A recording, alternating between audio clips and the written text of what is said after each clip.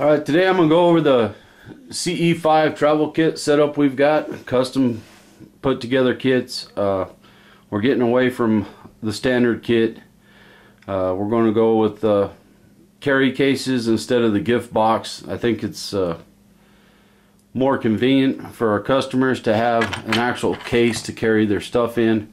We've got a lot of customers that are railroaders and truck drivers. They've always asked for cases, so we went ahead and decided we were going to go with all our kits coming in these cases. Our standard kits, they're on the way. We'll possibly have them here in a couple weeks. It's end of November, beginning of December now when this video is being made, but they're on the way. This is a CE5 travel kit.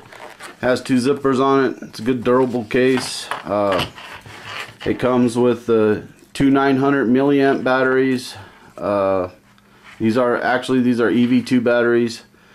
It comes with two CE5 clearamizers. Comes with the wall jack, home wall jack for the USB. Comes with one extra atomizer head. These are breakdown clearamizers, so you can replace the atomizer head if the atomizer goes out instead of replacing the old clearamizer. Big cost savings. Here's a 12 milliliter pin bottle, needle head bottle, and then your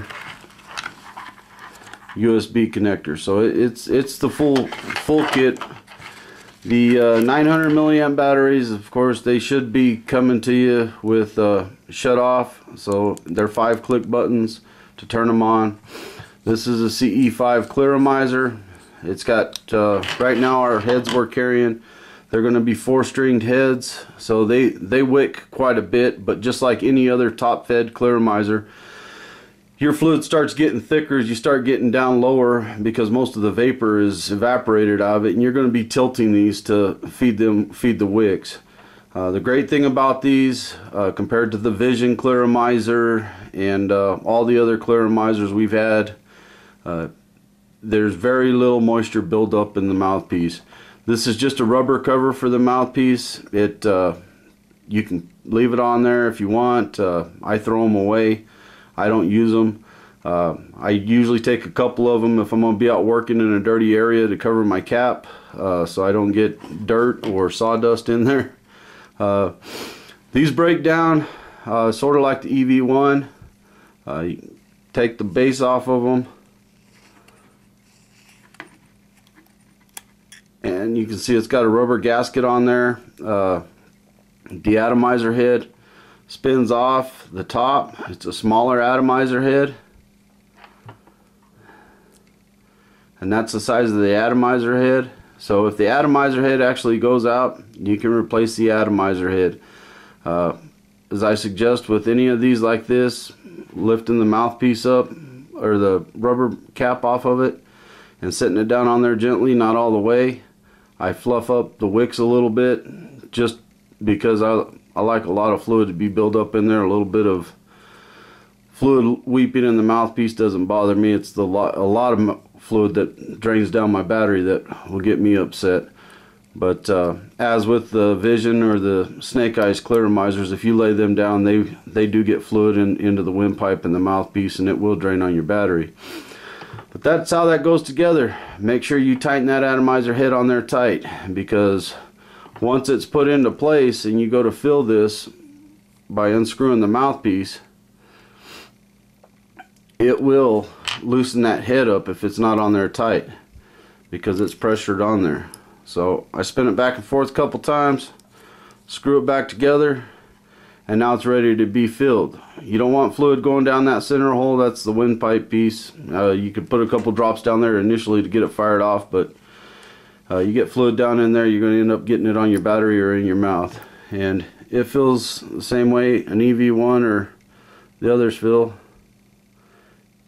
You only want to fill it up to the bottom of the wicks. Any higher than that, you'll flood it out and you'll be dumping your fluid out, or you won't be getting that much vapor production. That's as high as I fill it right there. I have seen where guys have filled them all the way up when they're using a heavier base fluid, which is like our 60-40 base. This is a 75-25 chocolate cherry. You can do that. Once them wicks start getting dirty, you can fill it all the way up and get away with it. With a heavy VG base, you can get away with it. But when you're going to be out in the cold, I strongly suggest you getting a thin base. But the more thinner the base, the less vapor you're going to make. But when it's cold outside, it's going to look like a big cloud of vapor anyways.